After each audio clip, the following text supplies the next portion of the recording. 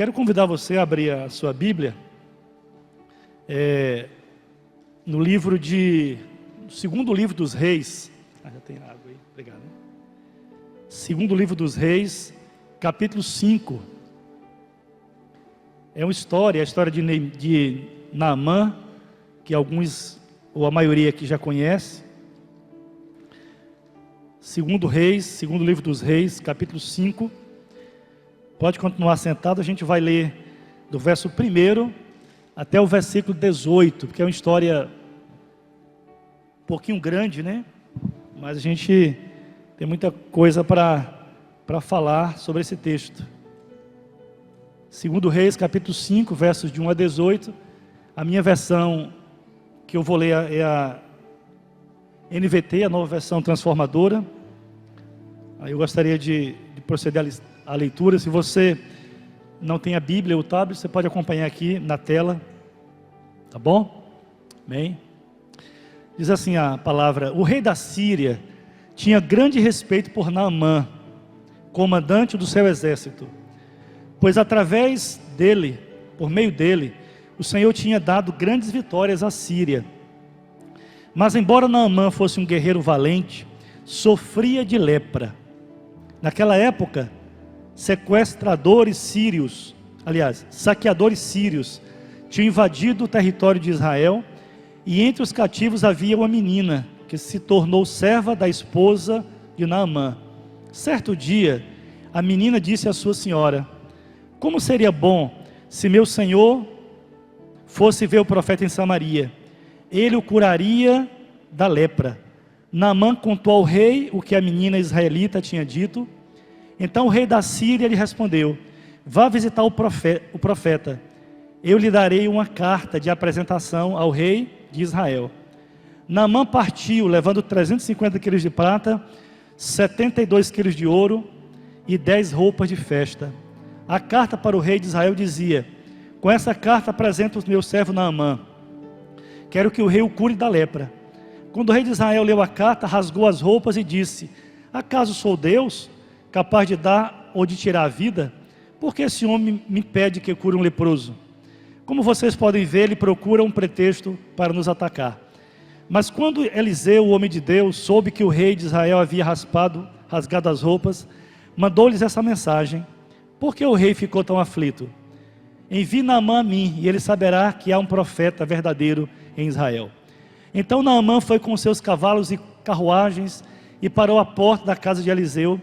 Ele mandou um mensageiro dizer a Naamã: vá e lave-se 7 vezes no rio Jordão, sua pele será restaurada e você ficará curado da lepra. Naamã ficou indignado e disse: imaginei que ele sairia para me receber, esperava que eu movesse as mãos sobre a lepra, invocasse o nome do Senhor, seu Deus, e me curasse. Não são os rios de Abana e Farfá em Damasco melhores que qualquer rio de Israel? Será que eu não poderia me lavar em um deles e ser curado? Naamã deu meia volta e partiu furioso. Mas seus oficiais tentaram convencê-lo, dizendo: meu senhor, se o profeta lhe tivesse pedido para fazer algo muito difícil, o senhor não teria feito? Por certo, o senhor deve obedecer à instrução dele, pois disse apenas: vá, lave-se e será curado. Assim Naamã desceu ao Jordão e mergulhou 7 vezes, conforme a instrução do homem de Deus. Sua pele ficou saudável como a de uma criança, e ele foi curado. Então Naamã e toda a sua comitiva voltaram para onde morava o homem de Deus. Ao chegar diante dele, Naamã disse: agora sei que no mundo inteiro não há Deus senão em Israel. Por favor, aceite um presente de seu servo. Eliseu, porém, respondeu: tão certo como vive o Senhor a quem sirvo, não aceitarei presente algum. Embora Naamã insistisse, Eliseu recusou. Então Naamã disse: está bem, mas peço que permita que este teu servo leve para casa 2 mulas carregadas com a terra deste lugar. De agora em diante, nunca mais oferecerei holocaustos ou sacrifícios a qualquer outro Deus, senão ao Senhor. Mas que o Senhor me perdoe uma coisa: quando meu senhor o rei for ao templo do Deus Rimon, para adorar ali, e se apoiar em meu braço, que o Senhor me perdoe quando eu também me curvar. Amém? Que conversão, né? Vamos orar? Senhor, a Tua palavra está diante de nós nessa noite. Tua palavra, Deus, é uma palavra de vida, de verdade. Senhor, ministra ao nosso coração, para que algo novo do Senhor possa ser gerado nessa noite, na nossa alma, no nosso coração, no nosso espírito, Senhor. Eu sei que cada pessoa que veio aqui, o Senhor tem um propósito para a vida de cada um, para mim e para cada um que chegou aqui nessa noite. Deus, que a palavra ministrada seja uma palavra de vida. Senhor, que o Senhor repreenda, Deus, todo o mal, no nome de Jesus, sobre esse lugar. Nós, com a Tua autoridade, repreendemos, Senhor, toda distração nesse lugar, em nome de Jesus. Que a glória do Senhor se estabeleça na nossa vida. Ó Deus, que assim como foi esse culto desde o começo, Senhor, que a Tua glória, que o Espírito do Senhor venha de forma poderosa sobre nós, nos instruindo, Senhor, na Tua palavra, para que haja libertação, cura e salvação para a Tua glória, nós oramos. Em nome de Jesus, amém. Amém. Queridos, que história fantástica, né? Naamã, a Bíblia diz que Naamã era um homem valorizado pelos seus, respeitado lá na Síria. A Síria era uma nação grande, poderosa, inimiga de Israel, que algumas vezes invadiu a terra de Israel, e conforme o texto, nessa última vez tinha levado uma menina como escrava. Mas eu queria focar um pouquinho em Naamã, né, nessa palavra de hoje, com o tema lidando, né, ou tratando, né, com aquilo que nos enfraquece. Eu queria focar um pouquinho em Naamã. Ele era comandante do exército do rei da Síria, que era Ben-Hadad II, em Damasco, a capital da Síria. Tem a Assíria e a Síria. A Síria e Síria. Aqui falamos de Síria, né? A Síria, separado. Nos tempos de Jorão, ou Jeorão, que era rei de Israel. A Síria hoje é onde está o Iraque e o Líbano, aquela região do Oriente Médio. Então a Bíblia narra a história de Naamã e diz que era um homem habilidoso, um homem corajoso, um general de guerra, um homem que merecia o título que recebeu e o cargo, na posição que ocupou lá na Síria. Era um grande homem, era um herói de guerra, general respeitado na sua nação. A gente podia dizer que Naamã era um general 5 estrelas, um general honrado pelo seu rei, respeitado por todos os seus pares, um grande homem aos olhos de todo o povo, um líder que se destacou, vencendo várias batalhas para a Síria. Era um homem famoso na Síria e também aos arredores.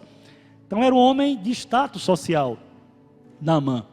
Era um guerreiro valente, né, destacado, um homem que tinha bens, né, que tinha escravos que o serviam. Então, eu pesquisei um pouco a história de Naamã, não tem muita coisa, só aquilo que a Bíblia fala, mas pelo relato bíblico, era um homem honrado e respeitado. Porém, tinha alguma coisa errada na vida de Naamã, né? Naamã, quando chegava em casa, depois de uma batalha, depois de um treinamento, depois de uma guerra, depois de um tempo fora de casa, com aquela armadura, né, de guerra que os antigos soldados usavam, ao chegar em casa e tirar a roupa, só ele, a esposa e as pessoas de convivência viam que tinha algo que o machucava, era doente. Naamã era leproso. Eu li a Nova Versão Transformadora, mas na versão atualizada diz que Naamã era um guerreiro, era forte, era corajoso, era um grande homem, porém leproso. Quer dizer, havia um porém na vida de Naamã. Ele trazia no seu corpo um mal horrível, uma doença cruel, uma doença feia, fétida, uma doença que não tinha cura na época, uma doença altamente contagiosa, que se inflamava no corpo, né? Deixava o corpo podre, fedido. Então, isso nos dá um vislumbre, né, sobre as nossas próprias vidas, porque Naamã é um homem, e por fora ele é grande, por fora ele é herói, por fora esse homem vence batalhas, por fora esse homem conquista inimigos, mas por dentro, quando tira a roupa, ele é leproso, ele é doente, ele é fraco, né? ele é estigmatizado pela sua lepra, pela sua doença, pelo seu estado, talvez emocional e espiritual. Naamã tinha uma doença que ele estigmatizava, que ele marcava negativamente. Veja que a forma da Bíblia tratar a história de Naamã diz que ele era tudo isso, porém leproso. Quer dizer, ele tinha alguma coisa que o reduzia, que o estigmatizava, que o marcava negativamente. Nessa noite aqui, queridos, também tem muita gente como Naamã, né? Que é bonita por fora, mas é doente por dentro. Porque nós somos seres humanos, que é forte por fora, mas é fracassada por dentro. Cheia de saúde na aparência, mas extremamente enferma, por causa de, às vezes, algum pecado, ou alguma anomalia, alguma falha de caráter, ou algum problema, alguma doença emocional, alguma coisa que o trava, que o destrói por dentro, que o macula, que o enfraquece. Porque os seres humanos são assim. A gente vê as pessoas, a gente vê apenas a aparência, a gente vê por fora. As pessoas bonitas, alegres, bem vestidas, mas nós não conseguimos chegar ao coração das pessoas. E eu lembro que, nós éramos pastores lá na igreja em Fortaleza, igreja presbiteriana. Depois que casei com a Irani, depois de 2 anos a gente voltou, menos de 2 anos a gente voltou para Fortaleza, a gente ficou lá 5 anos, e tinha uma família na igreja, recém-convertido, com 2 meninas, também membros da igreja, a família toda, as 4 pessoas, uma menina alegre, bem relacionada, fazia faculdade, eu não lembro qual era o curso, né, mas muito estudiosa, e a casa pastoral era vizinha à casa dessa família, mais ou menos uns 30 metros da casa. E num fatídico dia, nós recebemos a notícia que essa menina tinha dado um tiro na cabeça, né, e foi ainda para a UTI, mas morreu logo em seguida. Isso na década de 90, onde o suicídio não era tão comum como é hoje, infelizmente. E aí, sempre que eu falo sobre isso, eu lembro dessa menina, porque a gente só vê a aparência das pessoas, a gente não contempla o coração, a gente não sabe como é que as pessoas estão por dentro. Eu estou aqui pregando, né? Pastor Corifeu, pastor Sérgio, pastor Fernando, pastor Emerson, os pastores, os irmãos que pregam aqui. A gente está trazendo uma palavra para muita gente, muitas pessoas. E a gente não tem noção, não tem ideia de como é que as pessoas estão por dentro. Às vezes feridas, machucadas, carregam traumas, carregam um peso na alma, na consciência, ou um pecado, ou um vício, ou alguma coisa, e aquilo trava a pessoa, enfraquece as pessoas. E aquilo estova as pessoas, estigmatiza a pessoa. Então era essa mais ou menos a situação de Naamã, quando fora de casa era um homem valente, guerreiro, que ninguém jamais diria que Naamã carregava essa doença. Mas na intimidade do lar, quando tirava a roupa, aparecia a sua dor, a sua amargura, a sua doença, a sua lepra. E aí essas enfermidades, ou alguma outra coisa, uma dor na alma, talvez marcada por um sentimento de inferioridade, um sentimento de incapacidade, um sentimento de desvalor, que a consome, que tolhe as suas forças, que lhe faz andar de cabeça baixa diante da vida. Então, esse cenário que eu queria explorar aqui hoje à noite. Não quero, lógico, não estou aqui na posição de acusar ninguém, a sua dor, nem a sua doença, nem o seu pecado, nem a sua crise, nem a sua mágoa, seja o que for que está dentro do seu coração. Não quero expor, não quero aqui nessa noite acusar ninguém. Eu quero apenas dizer que assim como Naamã foi curado da lepra, Deus também pode curar a sua vida, a sua fraqueza, a sua dor, a sua doença, aquilo que te estigmatiza, aquilo que que prostra diante das pessoas, diante da vida. Porque a gente cantou aqui hoje à noite várias canções que falam do Deus de milagres, que falam que Deus é poderoso, que falam que Ele cura. Ao sair de casa, eu vi um testemunho muito forte de uma pessoa, de uma irmã na Igreja Universal do Reino de Deus, né? Uma mulher que havia sido abusada várias vezes, pelo padrasto, e isso causou muitos traumas no coração, muito ódio, e aquela senhora expondo aquela dor, mas que Deus já havia curado, e mostrou uma foto dela, né, antes, e a foto feia, assim, uma mulher bonita, mas a foto pesada, e depois da cura, a foto leve, né, bonita, alegre. Então Deus pode fazer o que o homem não pode fazer.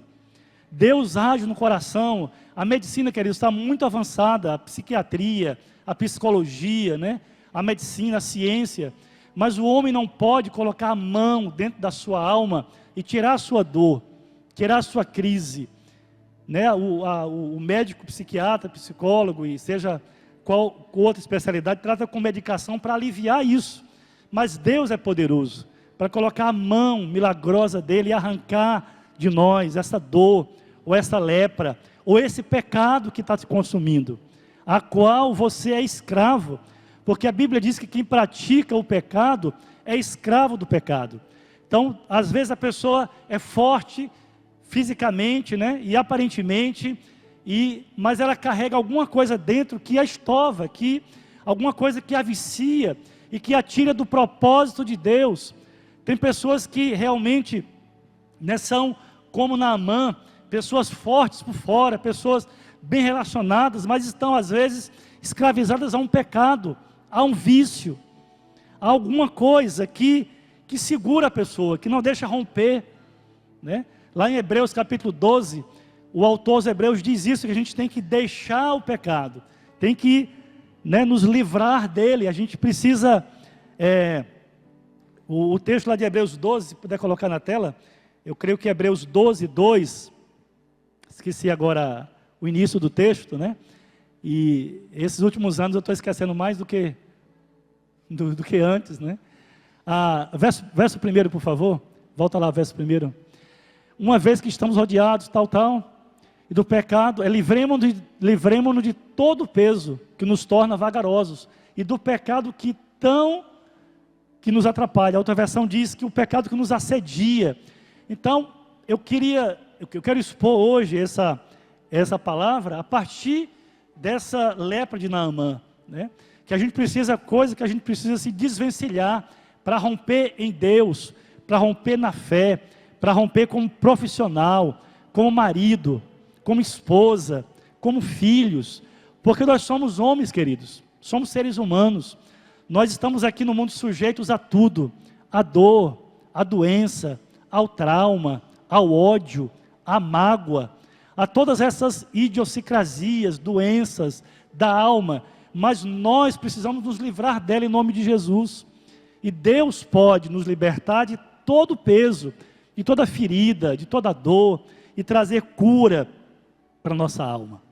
Então a lepra nessa época, na época de Naamã, era uma doença, como eu já falei, incurável e altamente contagiosa, uma doença que era tratada por muitos como preconceito, né, por falta de conhecimento. Então não há nada que aflige o coração da gente mais do que uma doença, uma enfermidade, né? A enfermidade nos prostra. E eu sempre digo, coisa ruim é ficar doente. E eu sempre digo aos que tomam refrigerante, eu não tomo refrigerante. Aí o pessoal pergunta, pastor, o senhor não gosta? Gosto. Eu gosto. Coca-Cola gelada eu gosto, mas eu não tomo. Por quê? Porque eu sei que não vai fazer bem para mim, vai baixar o pH do meu corpo, vai deixar o corpo inflamado. Então não quero ficar doente, então não tomo, né? Então tem muitas coisas que eu não faço, não é porque eu não gosto. Por exemplo, a Irene gosta muito de salgado, né, de coisa frita. Eu gosto, é muito bom, só que eu evito, porque eu sei que vai me fazer mal, né? Batata frita é bom demais, só que é terrível para a saúde. Então tem coisas que a gente não prova porque a gente não quer ficar doente. Coisa ruim, irmãos, é a enfermidade. Quando ela nos abate, eu acho terrível ficar prostrado. E todos nós aqui, né? Eu falando para os irmãos sexta-feira lá no discipulado dos homens, né? O pessoal come tudo que quer, aí quando fica doente, aí fica aqui pedindo oração, né? Pastor, ora por mim, né? Aí fica dando trabalho para nós. Mas vamos cuidar, irmãos, da saúde, que a saúde física, mental, emocional e espiritual é a melhor coisa da vida. Vamos cuidar, vamos ser felizes em nome de Jesus. Então tem muita coisa que nós mesmos construímos dentro de nós. Tem coisas que a gente está preso porque nós somos os grandes culpados, né? Naamã com certeza não era culpado da lepra. Tem coisa que não está no nosso poder, mas tem outras coisas que estão no nosso poder, que a gente semeia e que depois a gente colhe, mas mesmo assim a graça de Deus vem sobre nós, mesmo assim Deus nos cura, né?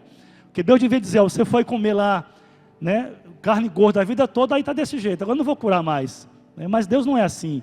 Deus é bom, Deus é misericordioso, Deus sempre abençoa, sempre cura. Então Deus é Deus.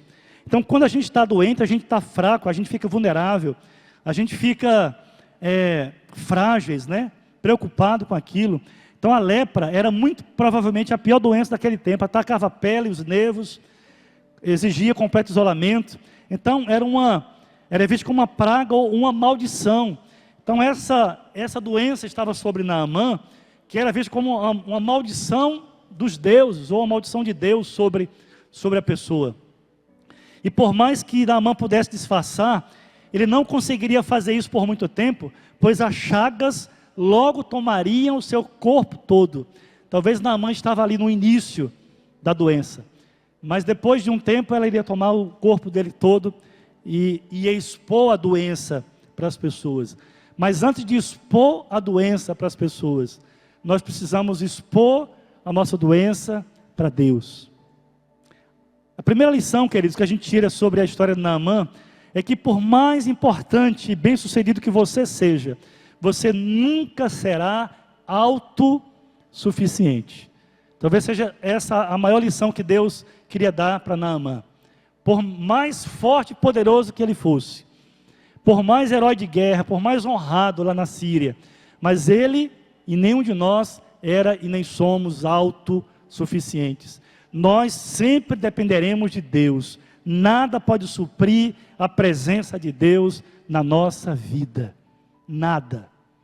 Talvez seja essa a grande lição que Deus queria dar para Naamã, que nada podia substituir a presença de Deus. Nem dinheiro, nem belas casas, nem belos carros, nem bons empregos, nem boa política, nem status social, nada, por maiores que sejamos, pode nos suprir da presença de Deus, pode nos fazer viver sem a presença de Deus. Vimos agora, antes de ontem, a morte daquele empresário lá no aeroporto de Guarulhos, na saída, um homem rico, um empresário, um homem que tinha muito dinheiro, muitas empresas, morreu a tiros, né? E aí a gente viu as imagens caídas no chão lá no aeroporto de Guarulhos, como qualquer outro ser humano, porque nós somos frágeis. Naamã era frágil, nós somos frágeis, e os frágeis precisam de Deus. Os frágeis precisam entregar a vida para Deus. Os frágeis precisam chegar diante de Deus e colocar a sua feiura, a sua doença, a sua dor, a sua crise,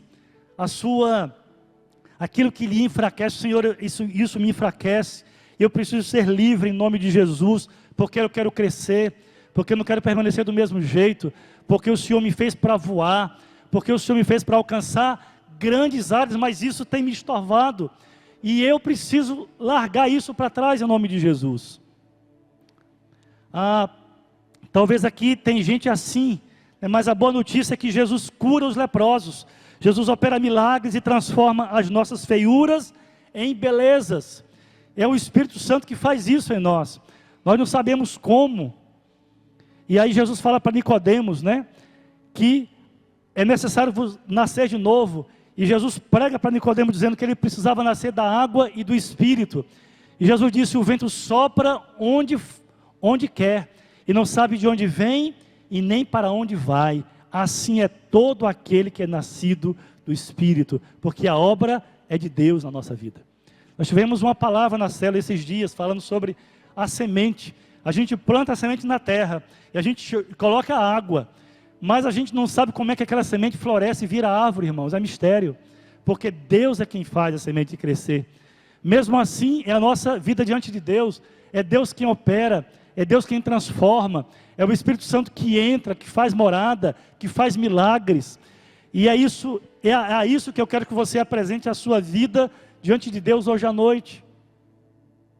E para isso, também há uma parte da gente, parte humana, né? Na cura de Deus há uma parte humana, eu creio, Senhor. Um homem levou um filho endemoniado para Jesus, que há muitos anos vivia endemoniado, e o pai desesperado disse: Senhor, faz alguma coisa, se tu podes fazer. E Jesus olhou para ele e falou: se eu posso, se tu crês, tudo é possível que crê. E o homem falou: Senhor, eu creio, ajuda-me na minha incredulidade. Então o milagre tem uma participação humana. Eu preciso crer na obra de Deus, eu preciso buscar a Deus, eu preciso colocar isso diante do Senhor, eu preciso reconhecer a minha dor. Naamã reconheceu a sua dor, reconheceu a sua lepra, e ele ouviu uma notícia, que lá em Israel, tinha um profeta que podia curá-lo, e ele foi lá para Israel, foi diante do rei Jorão. O rei Jorão rasgou as vestes, porque, perguntou: quem sou eu? Sou Deus. E Eliseu ouviu esse fato, chamou Naamã, e Naamã foi na casa do profeta. Mas eu acho incrível isso, e engraçado ao mesmo tempo, né? Quando ele bateu lá na casa de Eliseu, Eliseu nem foi lá, nem atendeu Naamã, nem conversou com ele, mandou Geazi, provavelmente o servo, dizer: vai tomar banho, literalmente.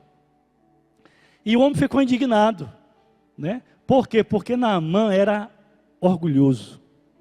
Então Deus estava tratando o orgulho de Naamã. Será que Eliseu não podia sair e colocar a mão sobre Naamã? Podia, como Jesus fez, né? Colocar a mão sobre a lepra e dizer, invocar o nome de Deus e curar ali? Poderia, mas Naamã precisava ser trabalhado no orgulho.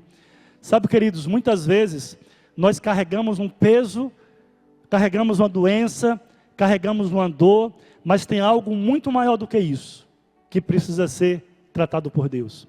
Às vezes é o orgulho, a prepotência. Você acha que não precisa de ninguém, você acha que é autossuficiente, você acha que não precisa da igreja, que não precisa de Deus, que não quer submeter a sua vida a outra pessoa, andar com outra pessoa, receber uma oração de alguém que é menor do que você, de alguém que em relação ao status social está abaixo de você, e o orgulho te impede de receber a bênção de Deus. Então muitas vezes Deus permite a dor. Você pode perguntar: pastor, Deus nos adoece? Não. Deus tem prazer quando estamos doentes? Não. Deus é bom, amém? Deus é amor, glória a Deus. Mas Deus permite, queridos, que a gente chegue até algumas situações para quebrar o nosso orgulho, para quebrar a nossa vaidade, para quebrar a nossa independência de Deus, para quebrar a nossa arrogância. Sim ou não? Porque a gente precisa ser tratado por Deus, porque aqui na igreja é todo mundo bonitinho, né?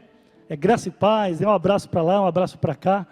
Aí fala com o pastor Valmir, né, que pregou esses dias aqui na igreja, lá aquela irmã, né, que a menina foi lá e tal, só conhece minha mãe, né, conhece só na igreja, né? Ele foi lá para ver como é que era. E as pessoas que convivem sabem o seu orgulho, sabem o seu vício, sabem a sua vaidade, sabem o seu espírito de independência de Deus. Então tem alguma coisa mais por dentro, alguma coisa maior, que Deus quer tratar na sua vida. E aí é por isso que Eliseu manda Naamã tomar banho no Jordão, que é um rio sujo, especialmente na época do inverno. O rio Jordão, na época do inverno especial, eram águas sujas. E Naamã estava certo. Por acaso, os dois rios lá da Síria, né? Quais são os rios lá? Esqueci agora. Arbana e Farpar, né? São dois rios muito melhores, muito mais limpos do que o rio Jordão. E aí ele, indignado, com raiva, volta para a Síria. E aí os seus servos, né, com muita habilidade, né, de muito jeito, chegam diante do chefe e dizem assim: meu rei, meu chefe, meu comandante, se o profeta dissesse algo que era muito mais difícil, você não faria? Imagine tomar banho, 7 mergulhos no rio. E aí vencido, né, pelo convencimento dos seus servos, amigos, ele vai lá no rio Jordão, mergulha 7 vezes. Mergulha 1 vez, 2 vezes, 3 vezes, 4 vezes, está do mesmo jeito. 5 vezes, 6 vezes, mas na 7ª vez, a sua pele é restaurada e ele fica com a pele igual a de uma criança. E aí Naamã volta para Eliseu, ele trouxe ouro, trouxe prata, trouxe vestes, e Eliseu não quis nada. E Naamã falou, me dê pelo menos 2 baldes aqui de terra, eu vou levar lá para a Síria. E eu quero adorar, a partir de hoje, ao Deus de Israel. Irmãos, e é interessante que lá no último versículo, ele diz assim, lá no versículo 18, o Senhor me perdoe por uma coisa, quando o meu senhor o rei for ao templo do Deus Rimon para adorar, e ali e se apoiar em meu braço, que o Senhor me perdoe, quando eu também me curvar. Olha aí, que coisa, né? Ele tinha que ir ao templo do Deus Rimon, e o rei se apoiava no braço dele, ele tinha que se ajoelhar, mas o coração dele adorava o Deus de Israel. Queridos, o que foi quebrado em Naamã? O orgulho dele. Deus quebrou o orgulho de Naamã. Enquanto Naamã não se prostrou diante de Deus, lá no Rio Jordão, ele não recebeu a cura.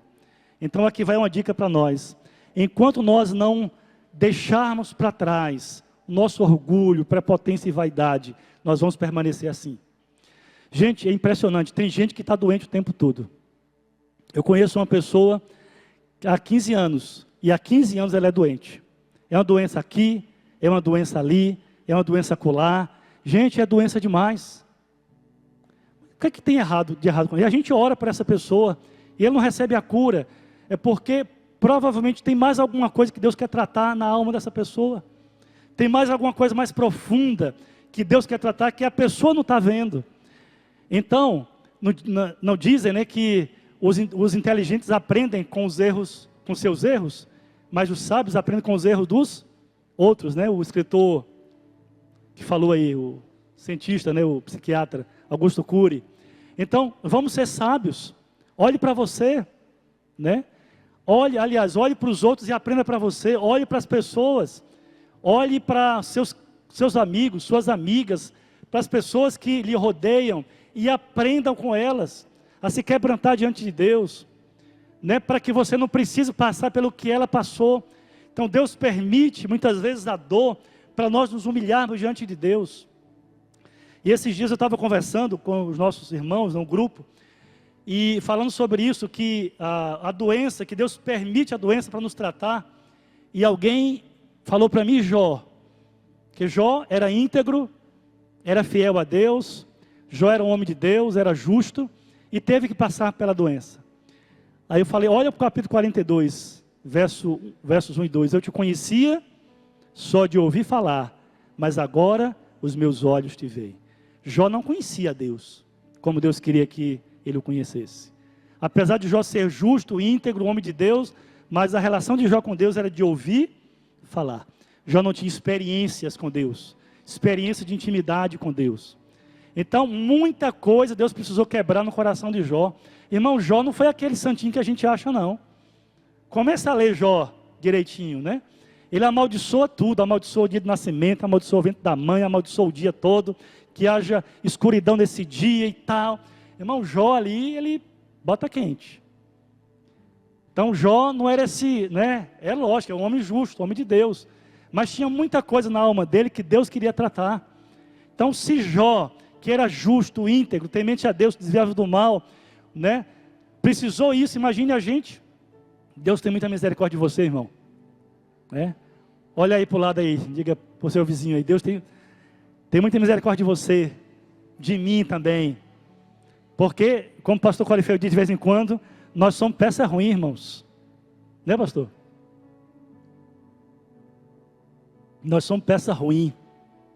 Então tem muita coisa para tratar, tem muita lepra no nosso coração, que Deus quer tratar conosco. E o pior é que a gente não vê isso. As pessoas têm que dizer, alguém tem que confrontar a gente e dizer, ó, acorda. No discipulado, dos irmãos, Tem um irmão que eu não disse ainda, mas eu vou dizer. Precisa crescer, precisa aprender a parar de dizer que você é o bom, que você é o melhor. Porque tem pessoas que são doentes da alma, mas elas não veem isso. E a gente precisa confrontar os nossos irmãos com a palavra, para que haja cura na alma dele, na alma dela. Então, para que a gente possa romper em Deus, a gente precisa ser tratado. A gente precisa ser tratado na nossa alma, para que a gente possa romper, para que essas coisas que a gente tem, que elas sejam colocadas diante de Deus. Passei bastante aqui da hora já, quer dizer, é 8 horas ainda, mas eu tenho muita coisa para falar. Mas eu queria falar aqui algumas coisas sobre, por exemplo, alguns personagens bíblicos. Jacó, patriarca, Qual o problema na vida de Jacó?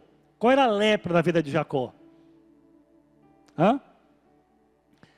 A lepra dele estava no nome. Ele era um enganador, mentiroso. Ele enganou o pai, enganou o irmão, fugiu de casa. Deus tinha um propósito ou não na vida de Jacó? Sim. Abraão, Isaac e Jacó foram os 3 patriarcas bíblicos, mais importantes. Mas Deus precisava tratar a alma de Jacó. Irmãos, Jacó fugiu do seu irmão, foi morar com seu tio lá o Labão, E ele sofreu 20 anos sendo humilhado por Labão, trabalhando no deserto, cuidando das ovelhas. E vocês sabem que deserto é frio de noite e calor de dia, 50 graus de dia e 0 grau de noite, dia e noite, cuidando de ovelha. Foi enganado por Labão, casou com Raquel, recebeu Lia, E aí foi enganado, por quê? Porque Deus queria tratar o coração de Jacó. Até que um belo e abençoado dia, Jacó se encontra com Deus lá no val de Jaboque. E aí o caráter de Jacó é transformado. E em vez de Jacó, ele passa a ser chamado de Israel. Pai de muitas nações, de enganador para pai de nações. Mas antes disso, Deus precisou tratar o coração de Jacó. Sim ou não? Então, quem é aqui melhor do que Jacó aí? Levanta a mão. Não somos, irmão. Nós somos igual a Jacó. Mentiroso, enganador. Então Deus quer tratar isso conosco. O rei Davi, um homem de Deus, um homem segundo o coração de Deus, um homem vencedor, um herói de guerra, alguém que prevaleceu com Deus, Mas tinha uma lepra no coração de Davi. E não foi só o adultério que fez com que Davi fracassasse, mas Davi era um homem, um pai, que não conseguia confortar os seus filhos. Isso causou um problema grande na sua família. Ele perdeu 3 filhos por causa disso, por causa do seu caráter, de não chamar os filhos para confrontar os seus filhos com os pecados. Ele deixou a coisa aí, empurrou com a barriga. Então tinha coisas a ser tratadas no coração de Davi. Eu estou indo rápido por causa do nosso tempo, mas eu olho para Sansão. Sansão nasceu para vencer, juiz de Israel, um dos maiores juízes de Israel, um homem guerreiro, forte. Sansão matou 1000 homens com uma queixada de jumento. Imagine aí, na sua mente. Não tinha espada, não tinha escudo. Ele achou uma queixada de jumento lá no chão e matou 1000 guerreiros. É fraco esse homem? Tinha força, a força de Deus. Deus dotou de força física para prevalecer contra os seus inimigos. Mas Sansão tinha uma lepra no seu coração, que precisava ser tratado. Eu vou dizer algumas: arrogância, orgulho, infidelidade, prostituição, não levou as coisas de Deus a sério, brincou com o pecado, e aí terminou seus dias cego e escravo dos filisteus. Por quê? Porque tinha coisa para tratar, e ele não tratou diante de Deus. Então veja, queridos, que Deus nos fez para romper, para vencer, para voar, em todas as áreas, que a gente é uma pessoa só, no trabalho, na vida pessoal, como homens e mulheres de Deus. Só que tem algumas coisas que impedem a gente e que Deus quer tratar conosco. E em último lugar, o sacerdote Eli. Eli foi um homem de Deus, juiz de Israel, um homem honrado e respeitado em Israel, mas perdeu muito de Deus porque foi um pai muito fraco. Muito fraco. Diz a Bíblia que os seus filhos se deitavam com mulheres no templo, na tenda sagrada. E Eli sabia disso e não repreendeu os filhos. Ele morreu de uma forma tão trágica. Ele ouviu a notícia de que Israel tinha perdido a guerra, de que a arca de Deus tinha sido levada pelos filisteus. E ele, sentado na cadeira, caiu para trás, quebrou o pescoço e morreu. Veja que morte de um homem de Deus, né? Homem de Deus não morre assim. Irmãos, às vezes eu fico pensando, né? Homens de Deus morrem às vezes de forma tão trágica. E aí eu lembro do pastor, de um pastor, eu não vou dizer o nome, mas um pastor lá de Fortaleza, da Igreja Batista, Vale de Bênção. Um homem de Deus, eu ouvi pregar muitas vezes, é uma palavra, sim, poderosa, uma dicção extraordinária, um homem, né, culto. E eu soube, já faz o que, uns 10 anos isso, talvez um pouco mais, que ele morreu de forma trágica. Ele estava vindo da igreja para casa numa vigília, e o carro dele foi tomado de assalto, ele morreu baleado lá, caído no chão, cheio de sangue. Isso não é forma de homem de Deus morrer. Mas a gente fica pensando por quê, né? E eu não conhecia a vida pessoal dele, não estou também julgando aqui, mas eu quero só dizer que nós somos homens, irmãos, seres humanos, pastores, diáconos, líderes de células, né? Supervisores, líderes de ministério. Isso não faz a gente melhor em nada, queridos. O fato de eu ser pastor não me faz melhor em nada, em nada. Só aumenta a minha responsabilidade diante de Deus. Então nós, eu e você, precisamos ser tratados pelo Senhor. Talvez a sua lepra, eu não sei qual é, mas você sabe aquilo que te enfraquece. E Deus quer nessa noite trazer bênção para a sua vida. Deus quer nessa noite trazer cura para a sua alma. Seja qual for a sua lepra, seja qual for a sua dor, seja qual for a sua doença, seja qual for o seu pecado, Deus quer perdoar, Deus quer tratar, Deus quer curar, porque Deus é bom. Nós cantamos que Deus é bom, nós falamos que Deus é bom, nós cantamos que Deus cura, que Deus está aqui, que essa igreja é a igreja do Deus vivo. Então esse é o lugar de cura, esse ambiente é o lugar da gente trazer a nossa necessidade diante de Deus, a nossa alma diante do Senhor, e expor aquilo que precisa de cura, em nome de Jesus. Amém? Ministério do Louvor, vem aqui na frente, dança também. Vamos ficar em pé, queridos, vamos orar. Que o Espírito Santo de Deus nos dê, nessa noite, essa consciência de consertarmos os nossos corações, os nossos caminhos diante de Deus. Então a palavra de hoje, resumindo, é: conserta a tua vida diante do Senhor, porque Deus quer curar a sua ferida, Deus quer curar a sua alma, Deus quer curar a sua dor nessa noite. Assim como Deus curou Naamã da lepra, Ele pode curar a dor da sua alma hoje. Você crê? Em nome de Jesus. Quem pode dizer aleluia? Aleluia, glória a Deus. Amém, glória a Deus. Eu queria que você apresentasse isso diante do Senhor. Lamentações capítulo 3, verso 40, diz assim: esquadriemos os nossos caminhos, provemo-los e voltemos para o Senhor. Levantemos os nossos corações com as mãos para Deus nos céus, dizendo: nós transgredimos e fomos rebeldes, por isso tu não perdoaste. Esquadriemos os nossos caminhos e voltemos para o Senhor. Esquadriemos os nossos caminhos, provemo-los e voltemos para o Senhor. Então a palavra é: volta para Deus hoje à noite. Como eu falei aqui, eu só vejo só o seu rosto e a sua roupa. Você está bonita hoje, né? Está bonito, elegante, mas eu não posso acessar o seu coração. Mas o Espírito de Deus pode acessar você completamente. Eu queria que essa palavra pudesse trazer um temor de Deus na sua vida, e que você saísse daqui não doente, mas curado por Deus, seja no seu corpo, seja na sua alma, seja no seu espírito. A cura de Deus é completa no corpo, na alma e no espírito. No corpo a doença física, a lepra. Na alma talvez o complexo de inferioridade, alguma coisa que te atormenta aí dentro de você.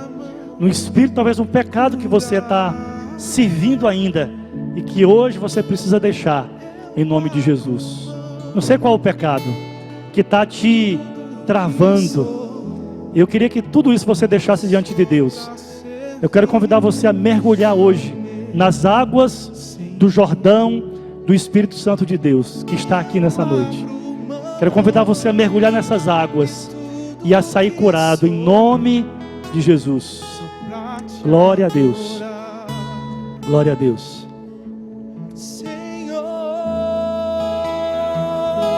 Senhor, quebra o meu orgulho. Eu quero descer e mergulhar nas águas do seu amor. Me purifica.